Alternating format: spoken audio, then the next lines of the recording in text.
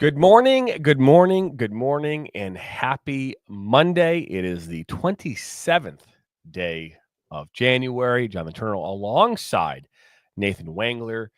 And it is Monday. We are not here on Friday. We do apologize for that. I was on an airplane here on Friday morning. We'll talk about that today, about why I was on a plane and where I was going. We did talk about that a little bit on Thursday, but we'll dive into more of that here today. But again, I'm Jonathan Turner alongside Nathan Wangler here on your screen. You're watching Inside the Game here on the National Soccer Network, live on YouTube, Facebook, Twitter, Roku, all the above. We'll have this hopefully later today on Apple Podcasts, as well as Spotify. And but yeah, okay. Good morning to Jimmy. He got his in first this morning, beat Peter in his own game. And we got Peter. Good morning, gents. And Peter. So it's always good. He's got his scripted two things in the morning. He's got to say good morning to Jimmy, and he's got to say good morning to us. He's got his routine now. Yeah, he's gotta. But yep. I'm sorry, but you did not win first prize this morning, there, Peter. It was Jimmy. Jimmy won. Did, but yeah. So I got to get into this, Nathan. First off, man, how was your weekend? Let's start there first.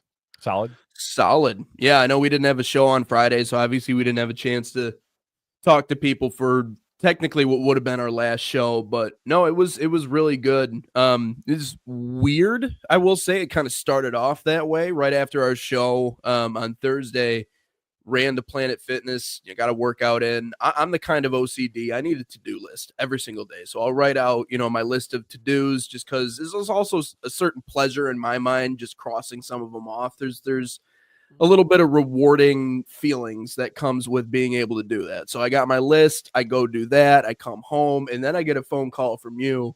And I'm expecting this just to be, another routine phone call. Will you do this or do that? Or, we got plans with this or that. And you tell me that your number 2 at Oakland wasn't coming in that night. And I know you want to get into this and you want to talk about it. So obviously that opportunity opened up for me.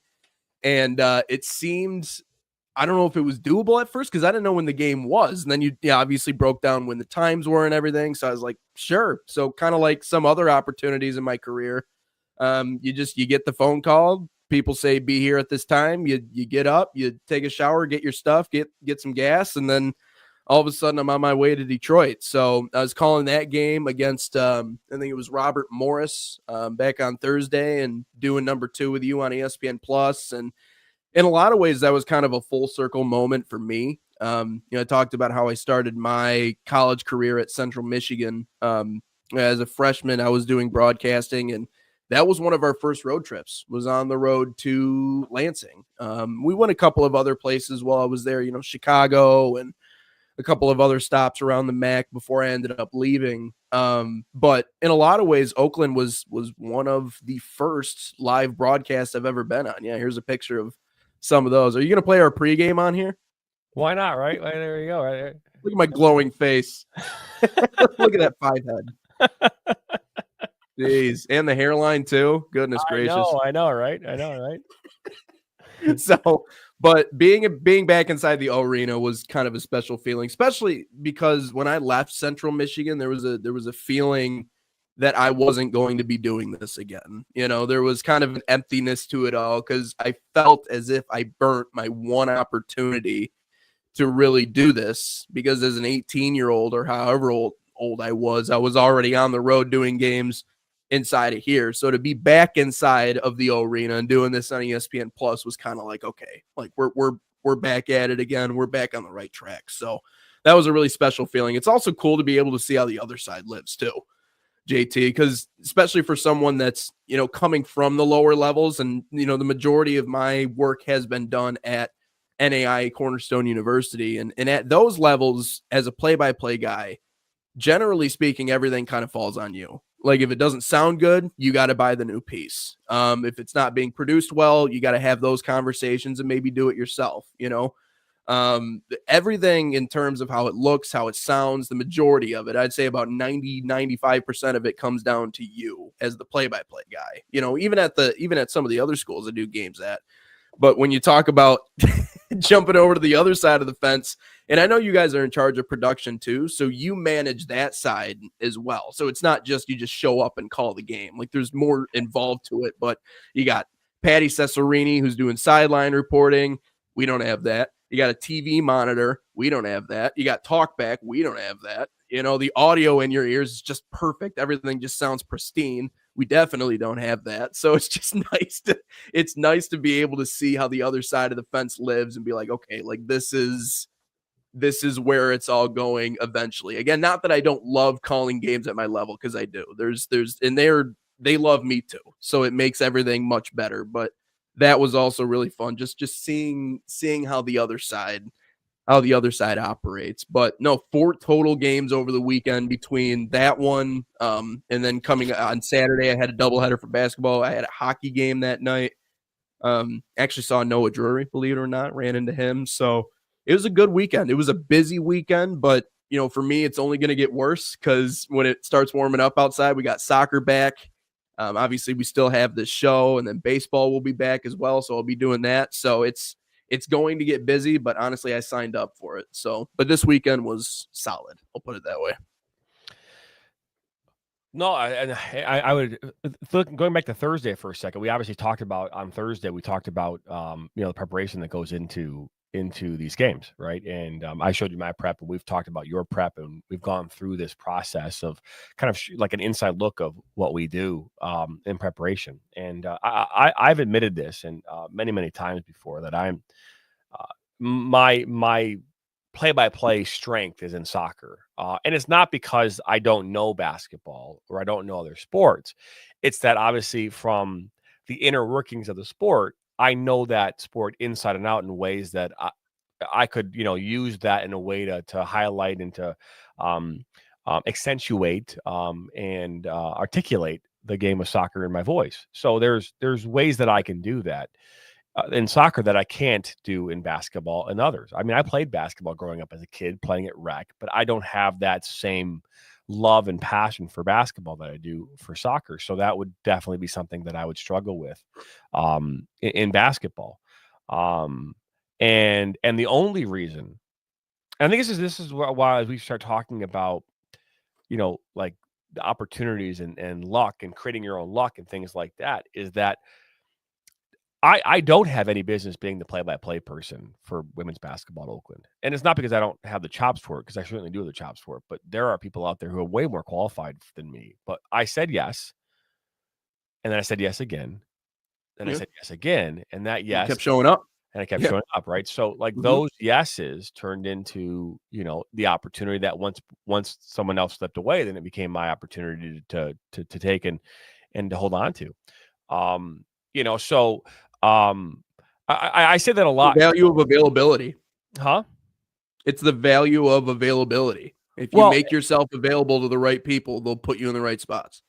Yeah, and again, anyone that listens to me doing a basketball game, they're probably going to have varying degrees of opinions about how I do it, and that's fine. My job is to deliver a broadcast. I'm not looking to be the next Gus Johnson or Jim Nance. I don't have that aspiration. Now, if it comes my way, I'll take it. I'll be the first one to tell you that I'll take it. And that isn't. I don't want to be disingenuous to the person who's trying to climb the upper echelon of whatever it is their craft is, because I don't want this to be like my thing to say, well, I don't care. No, I certainly care, right? I put the time, the effort, and I do everything I can to be prepared for these games. And the one area that I am not just as strong at is probably the same descriptiveness that someone who loves the game of basketball would have. And so that's going to come off in ways during the way I call games. And I'm okay with that.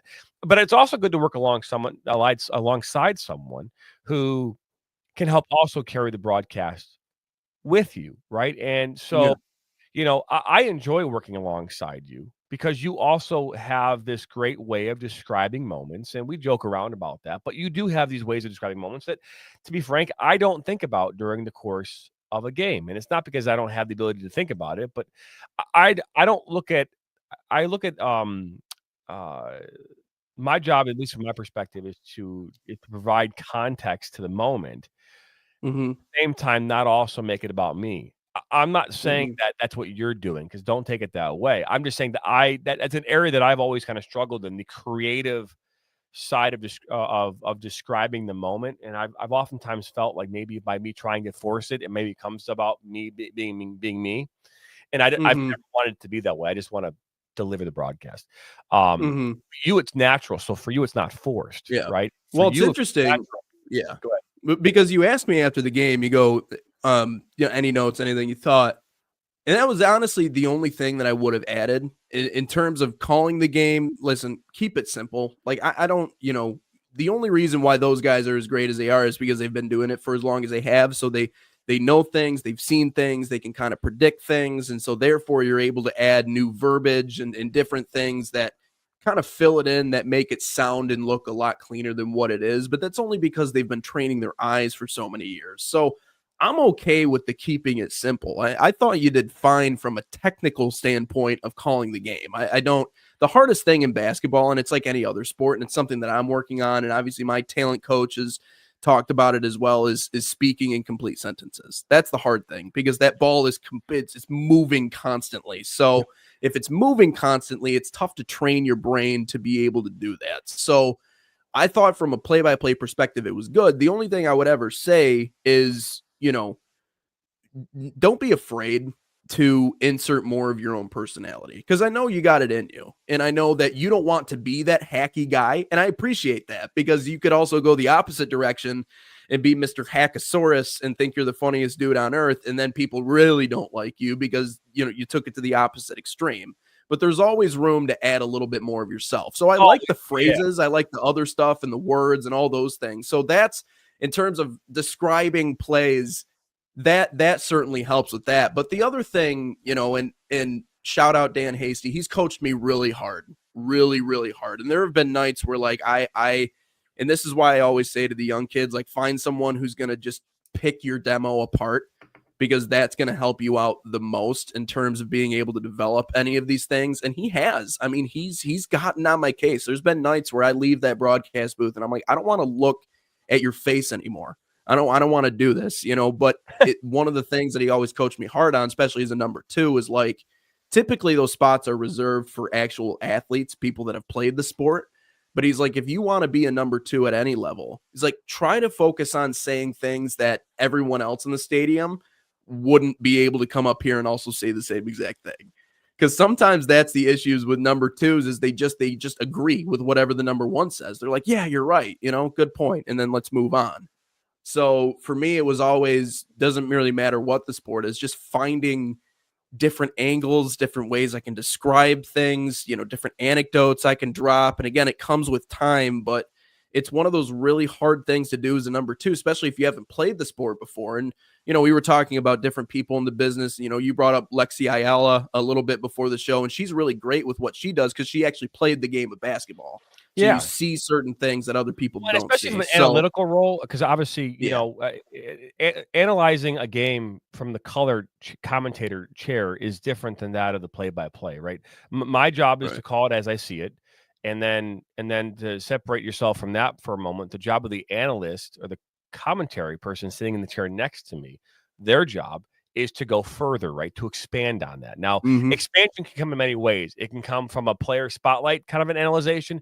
It can come from the play itself analyzing. Mm-hmm. It could come from a number of places, but it's to expand upon the moment that just happened, right? And in Yeah. basketball, there's a lot of moments. So what the analyst role, like you did on Thursday, is not only are you analyzing the moment for what it is, but me and you are having a conversation about the game as a whole, and asking a Mm-hmm. lot of questions, right? And I think that's the good part about having a commentary team, right? Is you're asking questions, whether it be the analyst asking the play-by-play a question or the play-by-play asking an analyst a question, right? It's like, hey, what can we expect here in the second half? What is it that we're looking for on this next possession? Things like that would allow our conversation. And if we're really good at it, we're actually almost kind of previewing what is going to happen, right? We're almost kind of Mm-hmm. like setting this tone of what the Yeah. future might look like throughout the rest of the game. And Yep. so, in our pregame show, we talked about the fact that both of these teams very similar when it comes to their statistics, team statistics, right? And they're very similar.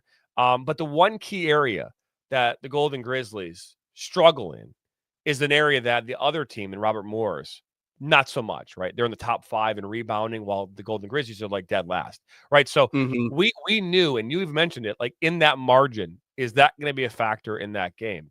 And Mhm. if you take away every other statistic from that game, there are 2 statistics that stand out. The first one in that game was the fact that Robert Morris overachieved from their 3-point percentages, right?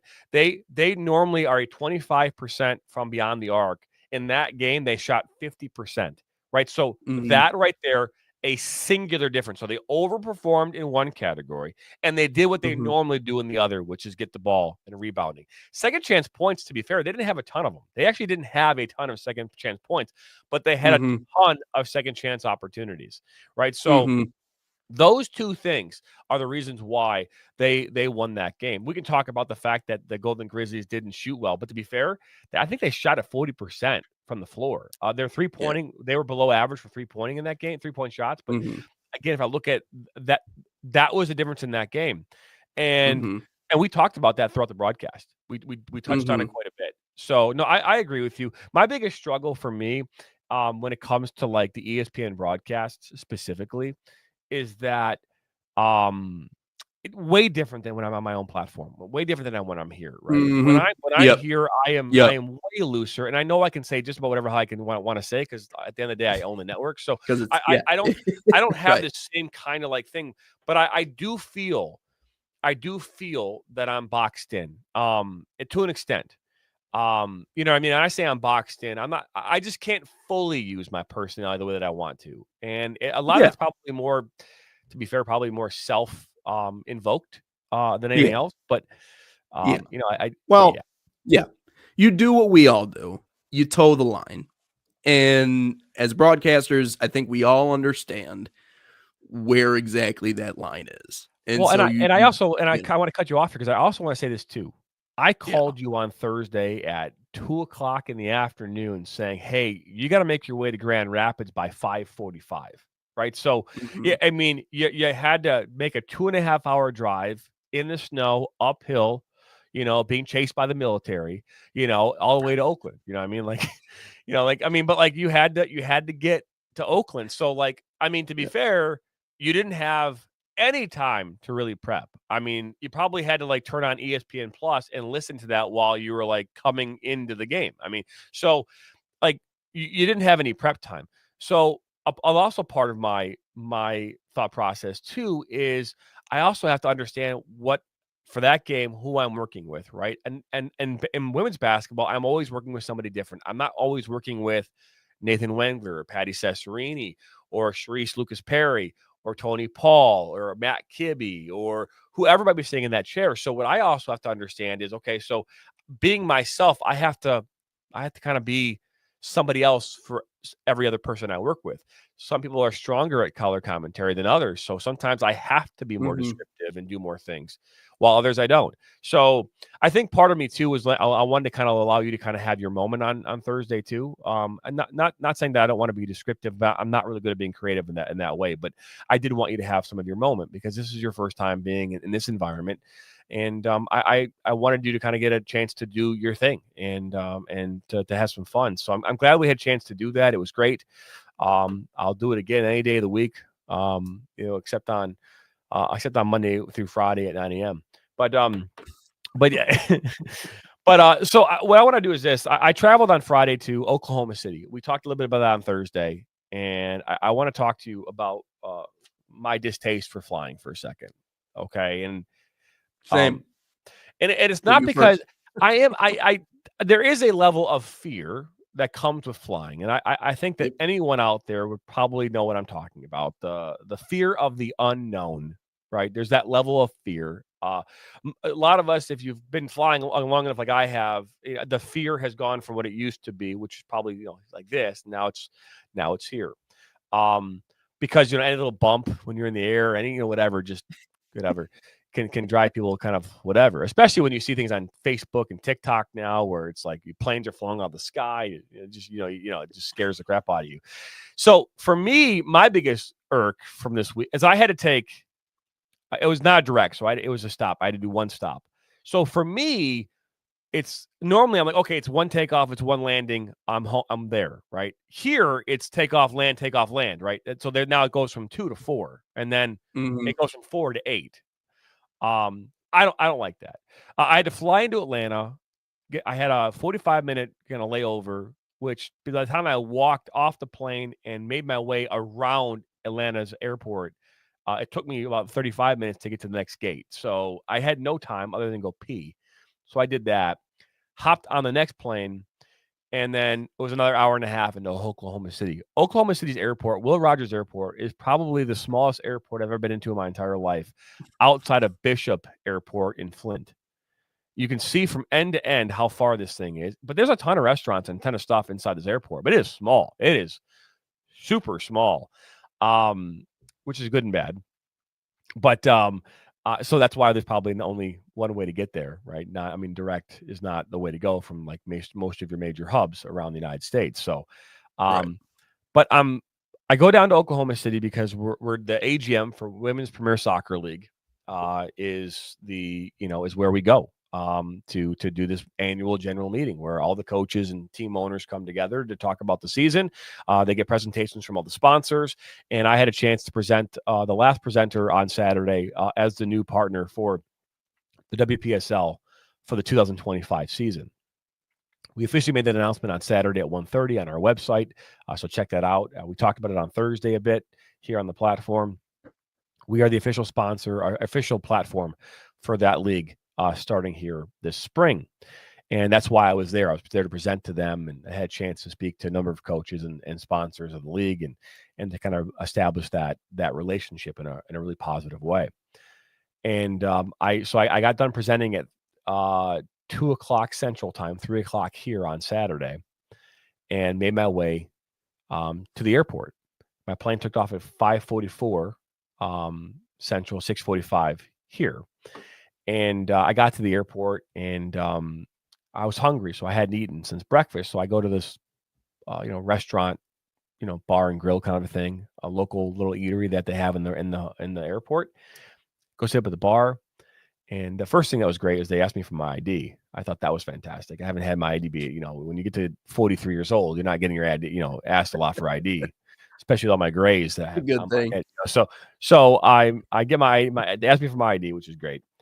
And then they gave me the menu. And one of the first questions I asked, now being that I'm a diabetic, is do you guys have sugar-free pop? And we've got Diet Coke. America, I want you to hear me loud and clear. Okay? Diet Coke has sugar in it. Diet Coke does not have caffeine. Okay? That is what Diet Coke is. Okay, so that's what I want to make sure I put out there. That is Diet Coke. Okay, Diet Coke is not caffeinated, and it has NutraSweet. Okay, I believe that's what Diet Coke is, but it has sugar. Okay? I'm on a diet. I'm going to drink Diet Coke. I'm being healthy, JT. Coke, I'm going to drink this freaking science lab in my hand. Sugar, 0 calories. Okay, so now it still has, I think, aspartame in it, which is probably equally bad for your body. It will probably put me in an early grave at some point in time. But it is not good for me as a diabetic. That's number one, America. And number two, America. Can we stop screwing with cheeseburgers? Why do we have to make cheeseburgers with blackberry ketchup and caramelized whatever no, dude, just make a cheeseburger with cheese, your lettuce, your tomatoes, your pickles, mayonnaise, and some ketchup and mustard. And if you don't want the ketchup, that's fine. But you don't need to put, I get it. You want to put some barbecue sauce on your burger? That's fine every once in a while. That's fine. I'm okay with that. Yeah. But why the hell would you put blackberry? What the hell is blackberry ketchup? What is blackberry ketchup? I don't know. No, it's new and unique and quirky, and they're probably trying to make their own thing, their own signature thing. No, I get it. I get it. No. The furthest outside you got to go, maybe bacon or an egg, but that's it. My goodness. It's like just make your I have to eat this Wagyu. I've had a Wagyu burger before. They're not terrible. Yeah. But the guy's he's like, well, I have a regular cheeseburger that's not on the menu. I go, why the hell would you have a regular cheeseburger that's not on the menu? I don't understand that. But be that as it may, I gave it a go. I'm going to try this Wagyu burger with blackberry ketchup and whatever else is on this thing. I would have rather eaten my left foot. That's how bad, and by the time you already said you're going to try it, so I ate it. So now I eat this food, right? So now I got to go hop on a plane. I got to hop on Route 1. This time I'm going to Chicago on the way back. Okay. Did it Chicago come up? first. Did not come up. So I'm on my way to Chicago. I get there. I have an hour and a half layover now. But this time, O'Hare Airport makes me walk another 3,000 miles to the next gate. Okay. So it's like if the gate was, if I landed here, I landed here. Okay. And we got into the terminal here, right? So you're on this side. I had to go all the way around that terminal and come back to the opposite side gate on the other side of the terminal. Okay, so I literally had to go like this just to get to the next spot. I'm walking by restaurant after restaurant after restaurant. I go, if you're doing anything in layover land, you always want to get closer to your gate before, you start making decisions, so you see how much time you have. I wanted to go to this place that Chicago style hot dogs because I was hungry from that mess I had back in Oklahoma, and they weren't serving food. How did it settle, by the way? Fine, it just didn't taste good, man. It just didn't taste good. So I go in this place that has hot dogs. Oh, we don't serve food anymore. I go, it's like 8:00 your time. Why aren't you serving food at 8:00 on a Saturday? That doesn't make any sense. And it's like the busiest airport on Mother Earth. You know what I mean? So it didn't make any sense to me that was closed. So I had to go right next door to McDonald's and get myself some chicken nuggets.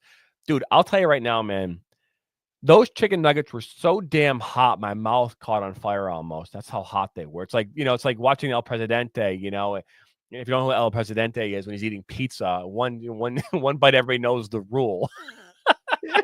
Yep. Right? I mean, we're talking, and again, I mean, there's no warning. They didn't tell you it was hot. But dude, tell me how awesome it is to have hot French fries and hot chicken nuggets from McDonald's. Unbelievably great, man. It's fantastic.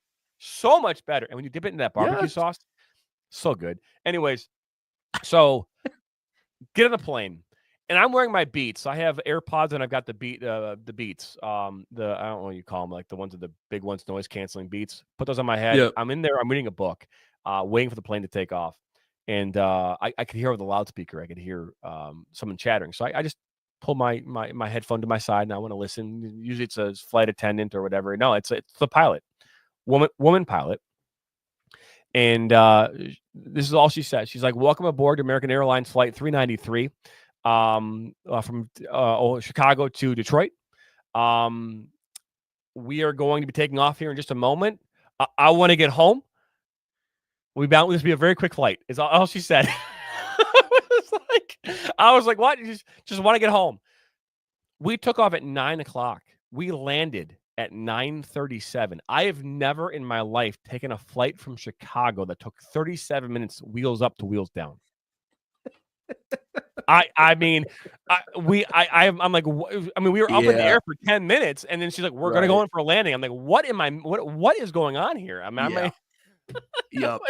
That's the part. Yeah. And that's the part about flying too. I'm always nervous going in, but at the same exact time, it's like, I trust them because it's like driving a car, like I met a guy in Chicago on the subway. We were going to a Cubs game once. He was a pilot and I just kept rattling off all these questions, cause I'm interested in the whole flying and everything, but I would never have wanted to be a pilot myself. Frankly, I don't really like flying very much to begin with, but everything he's responding to, he's like, yeah, it's, it is what it is. We've dealt with that issue or this issue.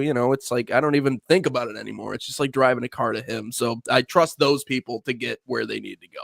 So yeah, to that degree, sometimes they just slam on the gas because they're people too, man. They just want to get to where they need to get. So Peter Mizuik goes, UPSL finals this weekend. Need a cameraman, LOL. Well, we are not doing the UPSL national finals this week. I don't know who is actually. So a year ago, we did the ones in California. I was part of that production. Flew out there into Los Angeles. The games were in Irvine, California, at Championship Stadium, where Orange County SC plays their games. I think that's where it is again. The fall championships are again in Irvine. We were not asked to cover that game. We have obviously offered our services many times. We have done 3 of the last 5 national championships for the UPSL. So put things in perspective. But yeah, and then Jan Volker goes. He agrees with you, Nathan. I'm assuming he's agreeing with you in regards to being the creative aspect of that. So Jan Volker, man, much appreciative. Jan, one of our commentators. And then Peter goes, "What a young buck." I think he's talking about me, but because he's older than me. I don't know, but young buck that I am. But that was my my flight situation. This again, just up and down. I'm not a big fan of the up and down, 8 times over the course of a weekend. But because I spent more time in an airplane than I did actually really. I mean, it's 12 hours of overall flying. I was only in Oklahoma for about 18 hours. So I mean, do the math on that. So, but right. Anyways, I'm 50 years old, Jonathan. Well, okay, so I mean, I'm not really that much of a younger buck than you. I mean, I was expecting you to say you were like 70, Peter, or something like that. And that's what my dad would say. You're a young buck. He's 75 years old. He's got 32 years on me, so it's like But yeah. Anyway, you got the baby complexion. You got you got a younger look to you. Also, it's the thing I look good. Is that what you're trying to say? Well, I'm trying to say it without saying it, if you will. No, but yes. Hey, I will say though, your style though is very much reminiscent of a younger individual. You got that new age thing going on specifically, and I know that Dan and I have picked on you about it before. But we'll start from the bottom up. You wear J's, which I respect. I think you can wear J's with dress clothes. There's a lot of people out there that are like, oh no, that's not professional. Oh, that, you know what? In 2025, they're in style now. They qualify as dress shoes, honestly, in my mind. Okay. And I think with the right style, you don't have to necessarily be, a coach of a basketball team to wear J's with a suit. Like you can wear them. So I like that look. So that's good starting. I forget which ones you had on that night. But they were J's. I could tell. I was wearing, I try to match my shoes to my sport coat. So I was wearing a white and blue. I believe I was wearing, what do you call it? Not the Air Force Ones. Oh, yeah, there you go. Okay. Yeah. I've seen some Carolina Blue Jays. I want to get those. I don't really have much Carolina Blue that I wear. But anyways, so you got that. But here's the part that you do look a little bit younger. You know what I'm getting to right now because I see you laughing right now. Yeah. Dude, it's the ripped jeans, man. Hey, they're if they fit good, if they're comfortable, okay, I get it. But I remember you asked when we were there on state championship Saturday, you like my jeans? And I'm like, I like what's left of them. So that's a unique look. When did you start on the ripped jeans trend? Did someone put you on that? Someone take you shopping and go, hey, this looks good? Or was that you? Like, hey, I gotta get with the times. Well, it started about a year and a half ago. I made this intentional effort to start losing weight. I wasn't feeling very good, so I stopped drinking pop. I actually gave up pop completely. And I lost about 20 pounds. So I'm like, I'm shopping for some new jeans. And I'm like, I haven't worn ripped jeans.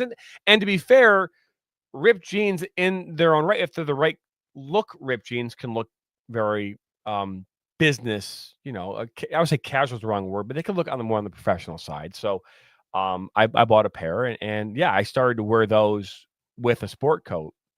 I was just tired of wearing full suits. That's fair. And because I'm looking at this, okay, well, I'm only on ESPN. I'm only from the waist up, so I could wear shorts technically and still pull this thing off. But I'm not going to do that. So I went with the jean look, and whether I wear I don't tuck my shirt in. I wear it untucked most cases if I'm not wearing like a sweater over it. I've even gone to the point now where I'll actually wear a nice t-shirt with my blazer and the jeans, because that looks good too. So I've I kind of subscribed to whatever, but it started about a year and a half ago, and at that time I was wearing a 38 size 38 jean, and now I wear a 34. So I know my measurements have gone down quite a bit, and so a lot of that came down with the fact that I felt healthier and I wanted to try something different. And again, trying to be in this fresh look of the world that we are, I felt that kind of going with the ripped jeans might be a good. But I also have like I have non-ripped jeans that I will wear with my blazer and things like that. But I tend to wear my ripped ones a lot more often. So yeah. Well, you talk about ways to like show off your personality and like who you are and stuff. A lot of times, and I'm just trying to get to the bottom of why you might still be getting ID'd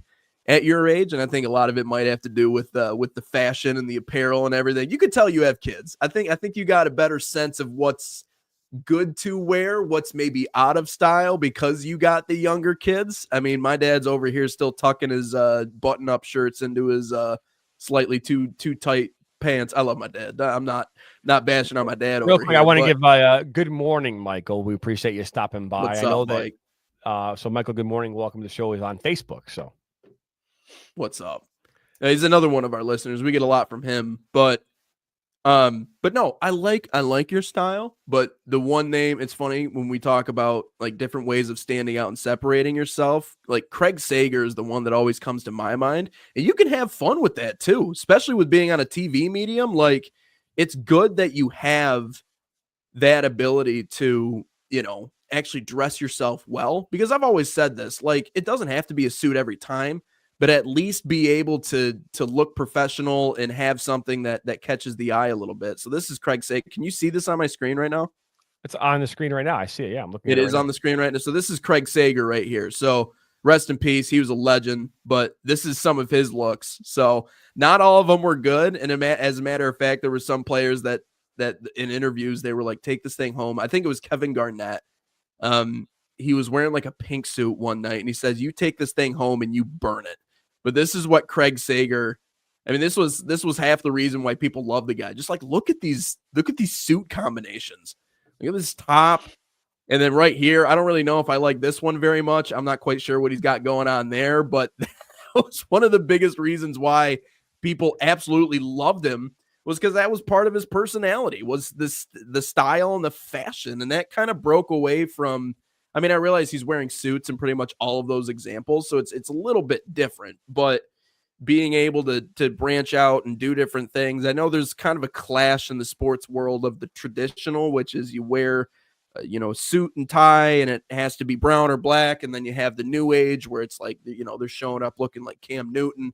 I think there's a little bit of a middle there, but Craig Sager was certainly one of those guys that at least fashion sense. It's not even anything he said on air. It was just the way he dressed and the way he presented himself was half of the product. And that's what people expected out of Craig Sager. So, dress, presentation, all those things. But I can definitely see why people would want to see your ID. They don't want to lose their jobs, but you also look like, you might, I don't know, you might be in a disguise or something. You might be undercover. I want to shift moments here for a second. And this is a story that's currently on, I think it's called Deseret.com. Yeah, Deseret. Anyways, I was just Googling this, so bear with me for a second. So this past week, U.S. men's national team took on Costa Rica.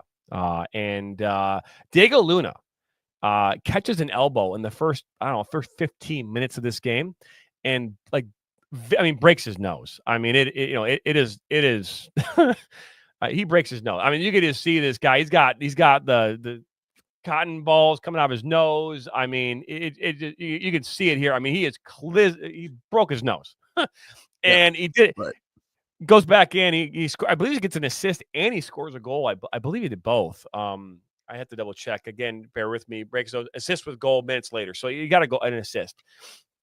Reason why I bring this up is, first off, every single athlete now has a style, right? He has chosen to go the platinum route with his hair, right? So I would say it's platinum, like a platinum blonde. I don't know what you'd even call that, but that definitely looks very platinum to me. But he took an elbow, to the face, and got back out there and talk about some toughness and some grit. He had a great, but look at that nose, dude. That is that is a mess. But anyways, I wanted to show that as we're talking about style. This guy's got a nice platinum hairstyle he's got going on. But Here's the thing.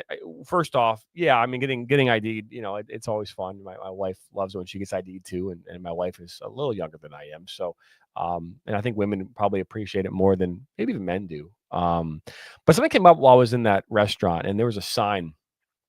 And you probably get this a lot when you go to a bar or a grill, and there's like signs that talk about like, "Hey, we're under 20. If you're under 21, blah blah blah."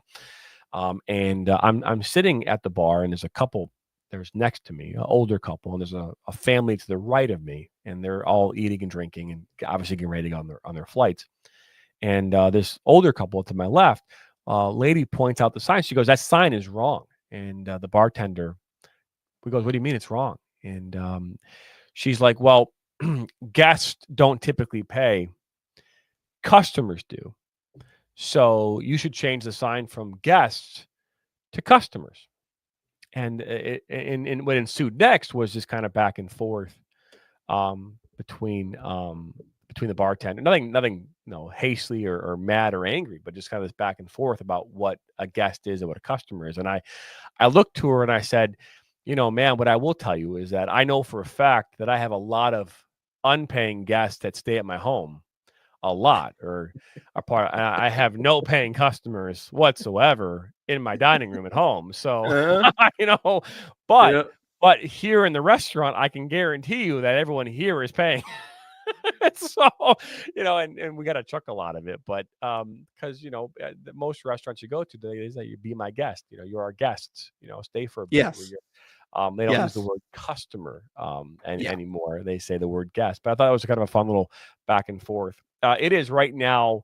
I believe it is just at 9:41 a.m. here in Michigan, and you're watching the Inside the Game podcast. You're live on YouTube, Facebook, Twitter, and Roku, as well as if you're listening on our Apple podcast and Spotify or wherever else you might listen to your podcasts. And Nathan Wangler and I are talking here about this past weekend.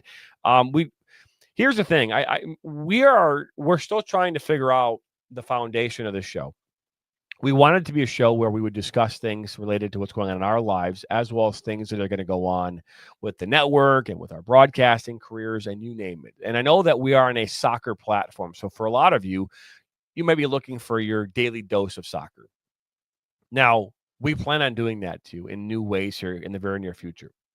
Excuse me. One of those ways will be in the form of inviting people on who play soccer, coach soccer, referee soccer, from around the country. So in the coming weeks and months, we will start to add in a component where every day we will have a conversation with someone or something, because you never know if you're gonna be talking to a robot or not. So it will have robots on here too.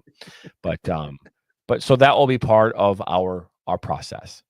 And that can come in a lot of different ways. So if you're looking for more content for soccer, don't worry, it's coming. I will not be interviewing anyone from the NFL on this platform, so don't worry about that. Okay. Right. All right. So and I think that's important. So if you are looking for that daily dose of soccer, it's coming. Don't worry, it'll be here. And we will continue to try to insert things related to soccer here in the coming weeks and months. And I think that's important. I know I'm wearing a Lions thing. My personality is, if you'll watch this show, you'll see I have a varying degree of things that I will wear, whether it be our MSN or NSN gear, whether it be Detroit Lions. I've got Detroit Tigers stuff. I got Detroit. I don't have Pistons because they suck, but and the Red Wings, they've kind of sucked. I don't like red, to be fair. I mean, I like red, but I don't like red and white. So there's some reasons why maybe I wear Red Wing stuff, but typically it's been the Lions and the Tigers that I typically like the most. But yeah, so just to kind of give you some insight, Nathan, he is a varying degree of stuff. He'll wear one moment an Oregon thing and then Michigan the next day. It's very weird. But but he will not wear Ohio State stuff. He will not be caught dead in Ohio State stuff. Now he might not know it, but right. He'll be dead. I do have a little live bet going on because immediately after that championship game, obviously the betting odds came out for the game next year. Got a lot of wall space behind me. I got a lot of friends that are on the other side of the fence with that. So I said, if we lose next year, I will hang up a flag/pennant on the wall behind me. So we will see. There is actively a bet out there. But no, what I'll say about what you mentioned a little bit earlier about the covering the soccer stuff. Number like we were kind of it's kind of that dead period, and I understand there's still soccer going on, so obviously there is stuff to talk about. But the one thing that we wanted to do here was establish who we are, and I think that is important because you're going to come back and continue to watch us because we are the ones that, even if we do interview people or bring people on, like, you have to trust that not only we know what we're talking about, but we're in a position to where we can get the best out of them. Right. And the only way to do that is to actually tell you a little bit about who we are, what our experiences are, and also describe what this company is too. Because it's interesting when you say National Soccer Network out loud, people are like, oh, wow, that's fancy. That's cool. What do you guys do there? But in a lot of ways, we're still making that transition. We're still going from Michigan based, like what I got on right here. We got MSN to NSN. We're still making that transition. So there's still a lot of learning. There's still a lot of exposure. There's still a lot of marketing. There's still a lot of stuff that has to be done. So this show is another kind of leg in that machine, if you want to look at it that way, in terms of trying to get our name out there. So to the people who are watching this, who are like, well, they're talking about freaking baseball and what happened in football over the weekend. All we're trying to do is just not necessarily get our feet wet, but essentially just slowly build, slowly introduce you to who we are, what our mode of thinking is. And then as we go along, we're going to get more people on this train. Now, whether that's from a viewing perspective or bringing people on to interview. And I love interviewing, JT. That's one of the parts of my job that I think I've grown to like a lot. I hated it when I started. I absolutely hated it. And here's the weird thing about me. One-on-one communication makes me far more uncomfortable than any amount of public speaking ever will. You can put me up in front of 100 people and I'll be okay because I don't have to worry about looking in their eyes and individualizing these questions for them. You talked about robots. Like, I think like even the biggest robots out there can actually turn into pretty good guests if the host is able to get the most out of them. I think of, again, regardless of political affiliation, I'm not talking about any of that stuff, but I think about someone like Joe Rogan.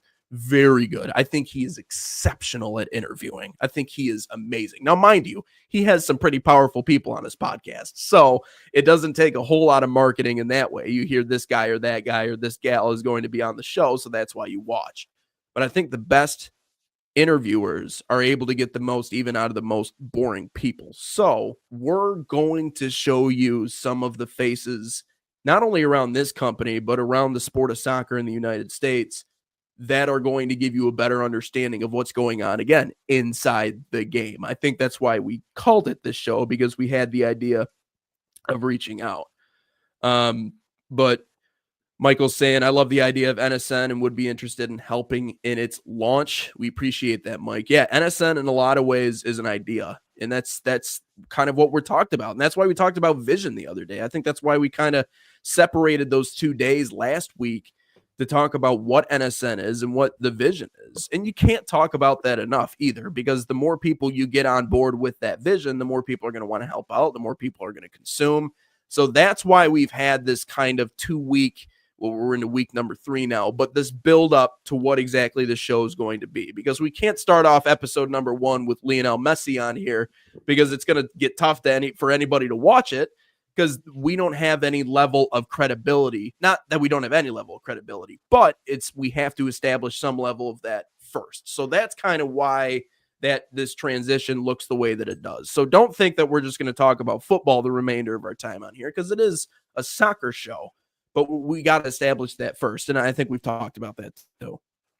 Yeah, and Nathan, I think you hit us right on, nail on the head about what we're trying to do here. For someone that's been around the podcast, circuit, so to speak, for the last 4 or 5 years, Mm-hmm. I've learned a few things about what, maybe not what it takes necessarily to have a successful podcast, but I think more importantly, like if we just made this about guests only, then there'd be no reason to come back to just watch. So we grab that one person for that one show and they come to watch and then they don't come back, right? So because they wanted to hear that one individual.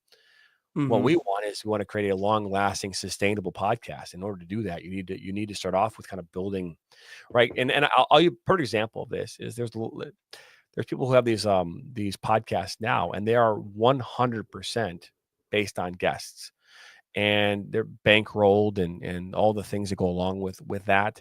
And are you really going back to listen to that one individual who hosts the show? Or are you going back to listen to or watch that one guest, right? And I would argue that you're looking to go listen to the guest, right? I mean, if we had Taylor Swift on our show tomorrow, we'd have 10 million people come watch our show tomorrow, and then 10 million people would leave and maybe not come back, right? So our goal would be to build our audience, and so we're doing that in this first month of our existence, and we will get to that point where we will ultimately start to do some things that I think will really excite people. But I also think it's important, if you want just a full dose of soccer, you can get that about anywhere, right?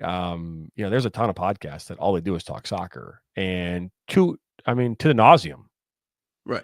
And I'm a soccer fan. I've been a soccer fan my entire life, but I can only go through so much soccer in my brain before I lose my mind. So all that I am saying is that we could talk soccer all day long, but I think getting to know us and who we are, what makes us tick, and to be fair, it's a question that I've had to answer quite a bit here over the last few months, because as the president and founder of Premier Media Group and the National Soccer Network, Premier Media Group is our parent company that owns the National Soccer Network. I've had to be asked this question a lot, like what makes you tick? Why are you doing this? And you've asked me on the air. My wife's asked me. I've had to answer this question a lot. And being able to understand that and understand where I'm coming from is that at the end of the day, this isn't about John Turner or the show might be about me and you, Nathan, but the network isn't about me. The network is about soccer. The network is about shining a light on the game, right? There are a lot of people out there that want more coverage of soccer and want more coverage. And what we're going to be doing on this platform will do that in so many different ways. And you'll be able to watch soccer games like it did yesterday. We had 3 games here yesterday on the platform. We had 4 on Saturday. Right now, we're scheduled just in February to have over 300 games on our platform. So I want you to think about that for a second. In the month of February, which is just a week away, 300 games. Last year, our platform in total did just north of 400. So perspective, right? We're going to do that in 1 month. Right. So we have already, since January 1st, done upwards of between 70 and 80 broadcasts on our platform. Again, last year we only did 400. So perspective is a big deal. So we are going to be doing this in spades. Right. And Michael, you want to help? Here's how you can help. One is I will, on our social media, there's a thing that says now hiring. If you want to be part of the conversation about doing what we're doing, click on that link, schedule your interview. We'd love to have a conversation about where you might be able to fit into this picture, because we are hiring right now. Last week, we had 45 interviews last week. We've got another 25 or 30 this week scheduled to go. We are hiring massively around the country. We hire people in California, Texas, Arizona, North Carolina, South Carolina, Tennessee, New Jersey, Philadelphia. I mean, we're hiring all over the country. So your location does not matter. We can use your services just about anywhere in this country. So that's the really cool part. So share that with your friends, your family, whatever. We'd love to be able to help you be a part of this. Intrepid is watching from Ocala, Florida. Well, look at that, man. Well, we appreciate you for tuning Sunshine in. State. Oh yeah, Florida man is on the show today, right? So, hey, did they get snow down there? That's what I'm curious about. In Oklahoma or in Florida? No, in Florida. Yeah, probably in northern Florida. Like 2 or 3 inches in not Pensacola area, somewhere along the Panhandle. I think really? they got. I think so. But that was amazing seeing them. But hey, see that for the first time. Here's the thing. There's a ton of podcasts out there. Everybody's got one. Everybody's got one. And it's like the new thing, right? It's like the new, if you don't have a podcast, you're nobody. It's like what blogs used to be. Yeah. We actually want to get a bunch of more podcasts on the platform. So we're going to start announcing in February our podcast program, which will give people all across this country who want to talk about soccer and become that daily dose. You can have that opportunity on our platform. You don't have to pay for anything. We just give you the tools, and you can log in on your computer like Nathan does, and we would set you up, and we could have you could be on a national platform, and open the door for you to have those conversations. So if you have that interest, we'll be announcing that here in February. So a lot of really cool things, because for me, I want to be in the content game. I want people to to be involved, and get as much and consume as much content from us as they possibly can. So that's all coming down the pipeline in February. And right now, it all circles back to what you were talking about. Everyone kind of has to be pointed in the right direction, and that's the whole thing about where we are right now. We are all at the NSN. We're all kind of going in the right direction. So that's the biggest thing in our mind is making sure that we're all kind of focused. Punta Gorda, Florida. I can't say I've ever been there. We got a couple of different Floridas in here. 2 different Floridas. Seems like that. All right. I'll take it. I'll take it. Let's get people in the chat to say, hey, where they're watching from. It's fantastic. Right. But that's the nice thing though, is that we're all kind of pointed in the right direction. So once we continue to build, once we continue to get to where we want to go with all this, it will kind of, in a lot of ways, at least what we want to be, and I is the epicenter, is the one place that you can go, regardless of what it is, content, games, all that other stuff. So I know we continue to talk about, oh, it's coming, but the other thing that I'll say about this, JT, you're right. Every person and their grandmother has a podcast. The only thing you need in 2025 to have a podcast is a laptop. I got this sound mixer. I also got this microphone and this headset, all wonderfully bundled for the low price of I think it was like $200 or something. It wasn't that bad. I got the foam paneling in here for like $50 off of Amazon. This stuff behind me was just stuff I had. I got these 2 flags for like $30. And there it is, that now I have a show. And so how do you try to separate yourself at all? That's the biggest thing in my mind. The only thing that's really separating us right now is you and me. So how do we establish that before going on somewhere else? This is our Roku channel right now. This is what's currently playing in our 24-hour day, 7-day-a-week platform. We will be rolling our show, our live format show, into this platform starting here in the month of February. So we'll actually be, but that's a previous show that we had. If we come up here into our live TV section here, we've got right now, if I come over here to, that's actually MASL, so I apologize, clicked on the wrong button. We have our own MASL channel. That's geared towards obviously all things MASL. But if I come down here and we work on NSN 24, we should be right there. So yeah, so it's like, because I was just showing that. Well, actually, no, that's not it. That's the other one. I don't know. I'm still getting used to this whole thing, how this thing all plays out. But we're still learning too at the end of the day. Oh, it's NSN National. That's what it is. Boom. So but yeah, so there we are. So we are live right now on Roku. So to kind of give you an idea of how that looks. But oops, wrong button. So yeah, so I mean, hey, we are towards the tail end of this show.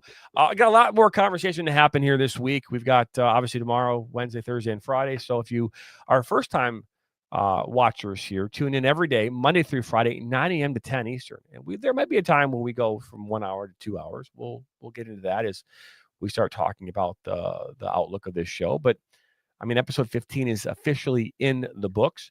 Subscribe, like us, share this with your friends and family. Make sure you come back for more each and every day here on your daily dose of all things soccer on the National Soccer Network's podcast, Inside the Game.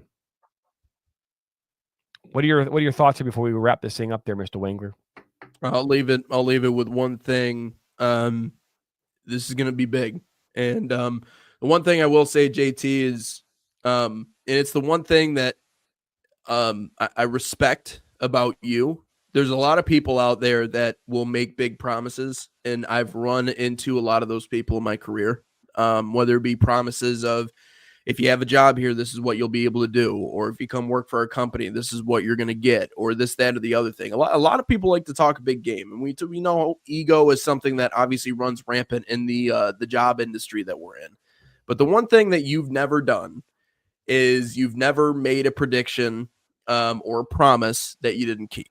And I think that is something that I think a lot of people are kind of missing nowadays. I think, sticking to your word is something that maybe isn't as valuable as what it used to be.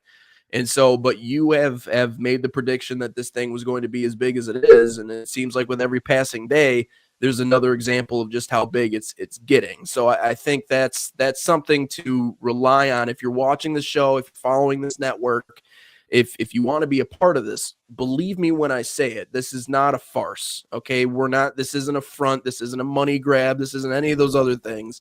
Everything that JT, at least for the most part, has predicted or forecasted for what this should be, at least on my end, has been true. And obviously it's been a huge help for me, but it could be a huge help for you as well if you want to get in, especially get in at the ground floor, get in at the ground level. Because, everything else beyond this, once it continues to grow, the people who do get in at the ground level, I'm assuming are going to be the ones that are most taken care of. And you've certainly done that to make sure that the people who do get in early are the ones that are taken care of. So that's something that I respect a whole lot about you. I respect a whole lot about the show. So this isn't a front. We're not just talking just to talk. This is a real thing, and it's building quick. So if you want to get in, get in. That's all I'll say. Very, very well said there, Mr. Nathan Wangler. Jonathan Turner here alongside Nathan Wangler. You've been watching Inside the Game podcast here. It premieres every single day, Monday through Friday, 9 a.m. to 10 a.m., unless I'm flying out of town. Either way, have a great rest of your day, and we'll see you tomorrow.